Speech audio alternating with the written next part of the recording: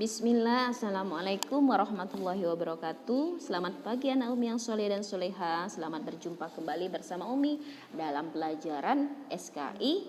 Hari ini kita akan masih membahas bab 1 bagian B tentang keperwiraan Rasulullah dalam melaksanakan perang Uhud.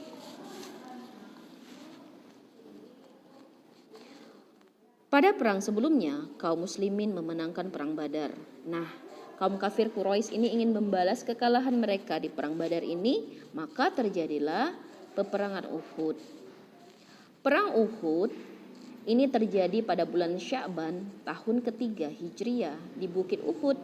Oleh karena itu, mengapa perang ini dinamakan perang Uhud? Karena terjadi di Bukit Uhud.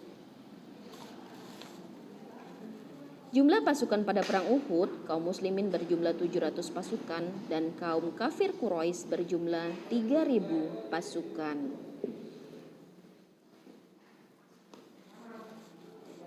Pada awalnya Rasulullah menyiapkan 1.000 pasukan, namun di tengah perjalanan ternyata ada seorang munafik bernama Abdullah bin Ubay yang menghasut kaum muslimin untuk kembali ke Madinah. Dan 300 orang pasukan pun kembali ke Madinah dan tidak jadi ikut dalam berperang.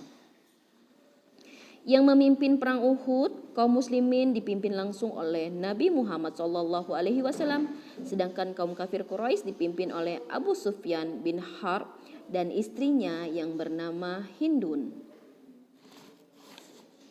Strategi perang yang dilakukan Nabi Muhammad dengan menempatkan 50 pasukan pemanah di puncak gunung Uhud yang dipimpin oleh Abdullah bin Zubair dan diminta untuk tidak meninggalkan tempat sampai perang berakhir. Di sayap kanan dipimpin oleh Mundir bin Amru, sayap kiri dipimpin oleh Mikdad bin Al-Ashwad, di barisan depan dipimpin langsung oleh Hamzah dan Ali bin Abu Thalib.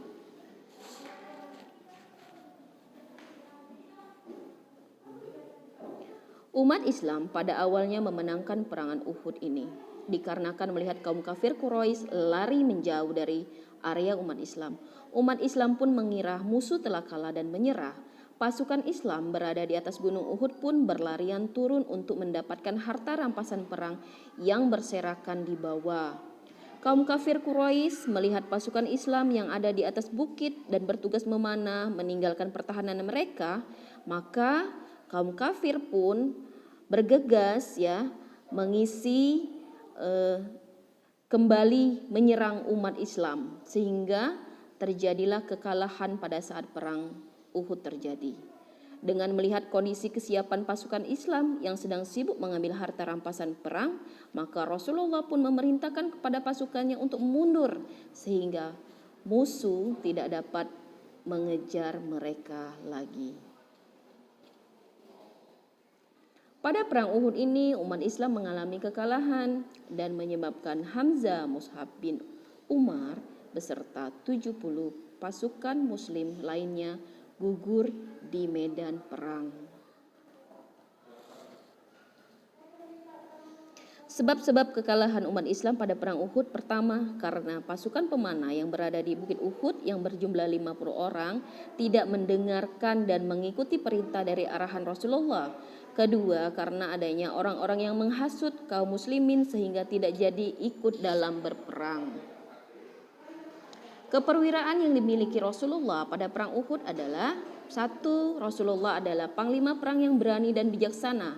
2. Rasulullah selalu mengutamakan keselamatan pasukan. Dan ketiga, selalu memaafkan kesalahan pasukan yang tidak mau mengikuti perintah-perintah dari Rasulullah. Baik anak-anak Umi, untuk hari ini tugas SKI silakan anak-anak kerjakan tugas 1-5 di buku latihan ya. Untuk materi hari ini hanya ini yang Umi sampaikan. Semoga ilmu yang Umi berikan dapat bermanfaat bagi anak-anak dan dapat menambah wawasan bagi anak-anak. Baik, Umi akhiri. Wabillahi taufiq wal hidayah. Wassalamualaikum warahmatullahi wabarakatuh.